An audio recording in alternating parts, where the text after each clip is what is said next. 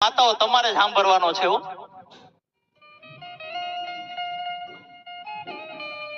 મારી વાત સાચી લાગે ને તો મને તાળીઓથી વધાવજો.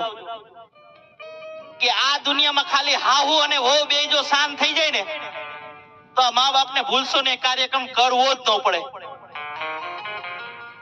આ બધા ધરતીકંપના એપિસોડ બધા હાહુ અને વહુના જ છે.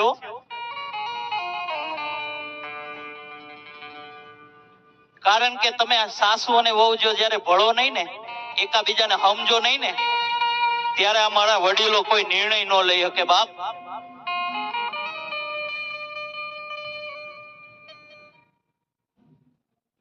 દીકરાને પરણાવે, દીકરાની વહુ લઈ આવે, પોતે જ પસંદ કરી હોય કે નહીં આ ચાલશે, અને વર્ષ દિવસ થાય ને પછી કોને ખબર ધરતીકંપ અચાનક આવવા માંડે. ખાલી સાસુ અને વહુ જો માતાઓ શાંત થઈ જાય ને તો આ મા બાપને ભૂલશો નહીં, પ્રોગ્રામ કરવો જ નહીં પડે. કારણ કે અહીં કોણ ભલાને પૂછે છે, અહીં કોણ બુરાને પૂછે છે, અહીં કોણ ભલાને પૂછે છે, અહીં કોણ બુરાને પૂછે છે. આ તો સ્વાર્થી લી છે દુનિયા બાપ, અહીં કોણ ખરાને પૂછે છે. અત્તરમાં નીચોવ્યા પછી આ ફૂલોની દશાને કોણ પૂછે છે. અત્તરમાં નીચોવ્યા પછી ફૂલોની દશાને કોણ પૂછે છે. આ તો ઈ મા બાપને સમય અને સંજોગ ઝુકાવતો હોય બાપ, નહીતર અહીં મારા હનુમાનજી મહારાજને કોણ પૂછે છે.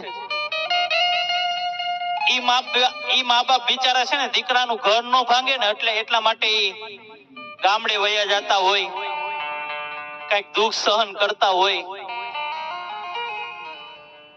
પણ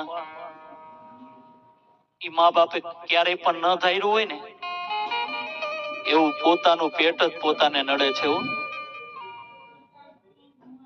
કારણ કે લગ્ન પહેલા દીકરાને કાંઈ વાંધો ન હોય, મા બાપને એવો રાખતો હોય ને કે વાત પૂછો માં, પણ જ્યારે ઓલું સ્પેર વ્હીલ આવી જાય ને પછી 25 વર્ષનો પ્રેમ ભૂલાઈ જાય. આજે આ વેદના ઘરે ઘરે છે. કોઈ બોલી શકે, કોઈ ન બોલી શકે. જ્યાં ન બોલે ને ત્યાં મને બોલાવે, જ્યાં ઈ ન બોલી શકે ત્યાં મને બોલે તમારા મોઢે બોલો એટલે અમારે કઈક સુધરે તો. અને વડીલો, હું મા બાપને ભૂલશો ને કાર્યક્રમ કરું છું ને, પણ મારા મા બાપ મારી સાથે નથી. મારી વાત ઉપર ધ્યાન આપજો કે હું મારા જ્યાં મા બાપને ભૂલશો ને એમ કાર્યક્રમ કરું છું, પણ મારા મા બાપ મારી સાથે નથી, પણ હું એની સાથે રહું છું. મારા મા બાપની સાથે હું રહું છું.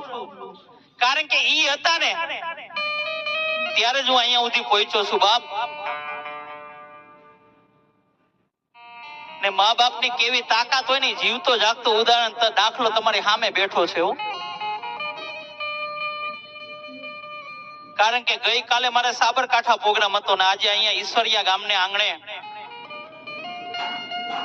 ભાવિનભાઈ, અમારા વિપુલભાઈ ગમે એમ કરીને ઈશ્વરિયા દેખાડ્યું. એટલા માટે